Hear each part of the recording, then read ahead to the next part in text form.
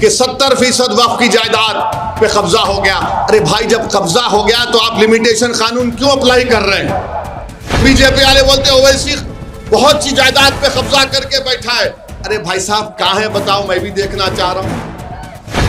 मेरे भाई, ये कानून आपकी मस्जिदों को छीनने के लिए बनाया गया है, याद रखो।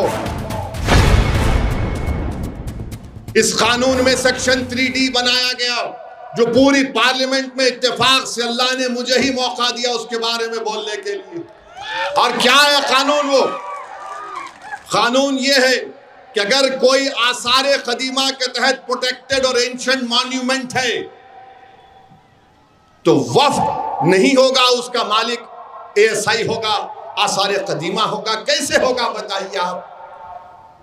आसारे कदीमा पहले आया या फिर यहां पर वरंगल की कोंडा मस्जिद पहली आई? बताओ आप। कोंडा मस्जिद पहली आई थी ना, मक्का मस्जिद पहली आई। आसारे कदीमा तो अंग्रेजों के जमाने बनाया गया।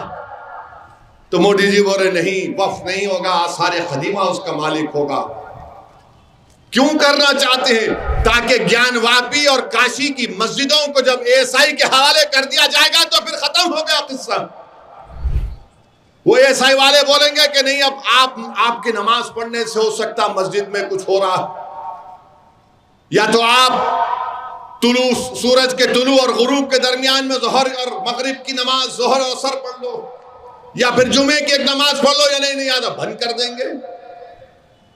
ये 3D का कानून बनाया गया, 2C का कानून बना दिए, सेक्शन 2C के जितने भी ट्रस्ट इस कानून से पहले और बाद में थे, मोदी जी ने खामखा हमारे बोरी मुसलमानों के कंधे पे रखकर तोप चला दी और कहा कि बोरी मुसलमानों के लिए, जबकि आपने ऐसा कानून बनाया कि बोरी मुसलमान तो बोल रहे थे कि हमको मत रखो इस कानून में, क्योंकि उन शिया का एक हिस्सा है, उनके पास दाइल मुतलक का एक कंसेप्ट है, उसके खिलाफ जाता है कानून ये। मगर मोदी जी ने कहा, आओ बोरी भाइयों, तुम्हारे कंधे के रख पर तोप चलाऊंगा, फायदा मुकेश को करना है, तुमको नहीं करना। हम लोग क्या बोलते हैं कि मामू की दुकान पे नाना की फातिहा हो गई। ये काम मोदी जी कर दिए और बार बार बोल रहे बीजेपी वाले नहीं नहीं, मुसलमानों के लिए हक में बनाया गया है। और बीजेपी एक पॉम्फलेट निकाली जिसमें लिखते हैं कि 70% वक्फ की जायदाद पे कब्जा हो गया। अरे भाई, जब कब्जा हो गया तो आप लिमिटेशन कानून क्यों अप्लाई कर रहे हैं? तो बीजेपी वाले बोलते ओवैसी बहुत सी जायदाद पे कब्जा करके बैठा है।